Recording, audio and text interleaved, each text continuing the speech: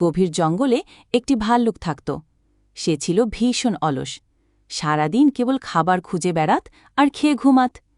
একদিন গরম দুপুরে ভাল্লুকটি হাঁটতে হাঁটতে ক্লান্ত হয়ে পড়ল। তখন সে একটা বড় গাছের নিচে বসে বিশ্রাম নিচ্ছিল। হঠাৎ তার নজর পড়ল এক মৌচাকে। মৌচাকটা ঝুলছিল ঠিক তার মাথার ওপর। ভাল্লুকের চোখ চক। তখনই সে গাছ বেয়ে উঠতে শুরু করল। কিন্তু ভাল্লুক তো আর খুব চটপটে নয়। তার ভারী শরীরের জন্য গাছ দুলতে লাগল। মৌমাছিরা বিরক্ত হয়ে গুনগুন করতে শুরু করল। তবুও ভাল্লুক থামল না। সে বলল, একটু ডাঁশ খেতেই পারে, কিন্তু মধু তো মধুই। অবশেষে সে এক হাতে মৌচাকটা টেনে ধরল।